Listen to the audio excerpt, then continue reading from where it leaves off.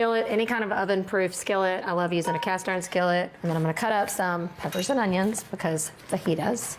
Okay, so I got some sweet bell pepper, and then instead of like green bell pepper, I'm using poblanos. I just think these have more flavor. That's all the prep you have to do. Okay, get your skillet hot. Whenever I'm doing a one-pot meal, it is all about building the layers of flavor in there.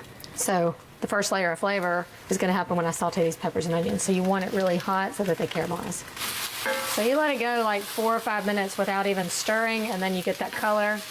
So at this point, I'll go in with my salt, pepper, a little garlic powder, a little chili powder, and cumin. That's it. Give that a stir, let them cook about 1 more minute. Okay, so I'm just gonna take these out and set them aside for a second. You know, like when you're making a casserole, one of the popular ingredients is the old cream of. We're making our own cream of right here, okay? So I'm gonna add in a couple tablespoons of butter and then a couple tablespoons of flour.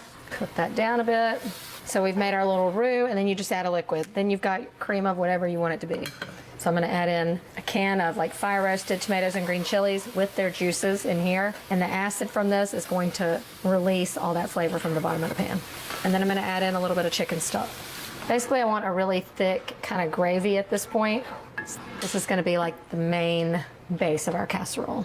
Okay, so in goes the chicken, and then just to stretch this chicken and make the meal extra, extra hearty, I'm gonna add in a can of pinto beans. So extra kind of bulk to the meal. Okay, and then in goes the chicken. This is still like plenty of chicken.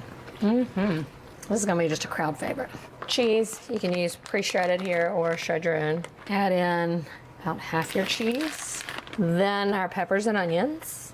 Then some chips. I just love layering textures. I'm just gonna kind of break them up in big pieces.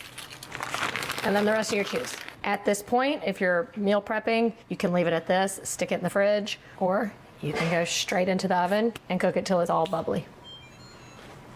And just like that, Alfredo is ready to come out, and this is ready to go in. Are you kidding? The smell is insane. Okay, that one's out, and this one's going in. Since everything was already hot in there, we're just waiting on that cheese to melt and it kind of get bubbly around the edge. Now for this, you want it to sit for a while before you dig in, because all that Alfredo saucy goodness needs to kind of settle. Okay. Now this is that dinner that really comes together in like no time at all. Now this is, you've got all that made in advance, and then you just serve this with whatever toppings you like. So, your little bit of sour cream, maybe lettuce, salsa, just nailing it. For my final trick, coconut chicken soup with rice. Yum, yum. Now, if your family, kids don't love like coconut soup, you should really just get them to try this, because this is not scary. It's not overwhelming in flavor. It's just like perfectly delightful. But the idea is that for your third meal with your rotisserie chicken, soup is the best option. It is comforting. Even if you just eat the broth with noodles or with rice in this case, it's still gonna be nutritious. Okay, so I'm gonna cut up the green onions. I'm gonna save the green part for later, but then start with the light green and white parts. There's that prep, plus it's just mincing some fresh ginger. Okay, so that's all the prep. Now let's get this broth strained. Voila, chicken stock. And this is packed with that good, collagen that's come out of the bones and stuff. So this is the good stuff. So I'm gonna strain out the liquid just so we don't get some of those like floaty bits. How big of a mess am I making? Yes. Normally I would do it in the sink. I'm just trying to put on a show. See how beautiful that is? All we started with was water. So you can see the color. Let's just see the flavor. You can totally taste the chicken flavor. It's like a hug, like a warm hug. Okay, so I'm gonna pull the chicken out. See all that meat that's still on there? We want that in our soup. So I'm just gonna kind of, get that off the bone, and I'm just gonna add it to our broth that we're using. What I like to do while your stock is still really hot is add in some bouillon. So I love the paste, but you could also just throw in a bouillon cube here. It's just going to intensify that chicken flavor. Okay, so that's it. Let's make our soup.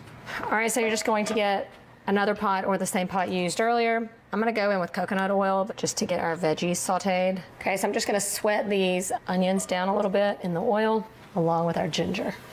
I'm also gonna go in with just a little bit of salt, because I'm not trying to achieve color here. I'm just trying to kind of soften it up a bit. My kids happen to love mushrooms here. You can use whatever veggies you like at this point, and then just cook those until the mushrooms get a little color and they've softened a bit. Okay, to the sauteed mushrooms, I'm going in with some matchstick carrots. I like using these because they're really thin, and so they'll cook down soft really quickly. Now I'll add in a little more salt to help soften those. And you can see that we have created a little flavorful base right here. It smells really good. I'm gonna add in some garlic powder and a little bit of pepper. Okay, now I'm going in with my chicken stock. Scrape up any of the flavor that has accumulated on the bottom. And now the coconut milk. I'm using the full fat coconut milk that's unsweetened. We're not trying to create a sweet soup here, okay? Keep it savory, so just full fat, unsweetened coconut milk. Don't worry if it's solid like that, that's even better. As it heats up, it'll thin right out. And then I'm gonna add in the chicken. Okay, and then I'm just gonna bring this up to a simmer, let everything kind of get acquainted with each other. And that's it. I mean, dinner is done. Cook yourself some rice in the meantime.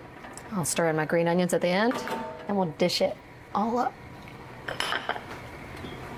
I forgot, I do have to finish the soup off in my special way. Those green onions we chopped up earlier, and then squeeze in some fresh lime juice. It adds like a little sweet and tart. All right, and then here's how I like to serve this. If you want to make this, like to kick it up spice-wise, you could add in a little sriracha to the soup or just to your bowl. But I like to serve this kind of like you would gumbo, and then I like to put the rice kind of just like right in the middle. A few more green onions, a little sriracha. We did it. 1 chicken, 3 meals, all very different, all very filling, all very full of flavor. Meal number 1, our chicken, spinach, Alfredo baked stuffed shells. Oh man, look at that. That is good looking. People are gonna die over these. Big meaty piece of chicken in the middle of each pasta shell. Richness from that like ricotta filling, but that, you know, savory Alfredo sauce at the bottom. It's like, I just wanna like drink that. That's delicious, like delicious. Chicken fajita skillet casserole. I mean, you can just look at this and see all the flavor. I like to top it, you know, how you would like to top your taco, a little sour cream, a little hot sauce, perfect bites. Those little chips on the top, make it. It's like nachos meets fajitas meets like an enchilada casserole, all in one bite. Love, love, love this. I stand by what I said earlier. I could eat this every single day. Our soup could be our lunch, you know? That's just, it's like, it makes you feel good inside. It's like, you know, if you feel like you're getting a cold, this will do the trick. There's so much flavor. You taste the coconut, you taste the savory chicken, but then that lime at the end makes it. Honey, garlic, chicken thighs. This is going to be your definite crowd pleaser. My kids love it. They will inhale it. You might want to double the recipe.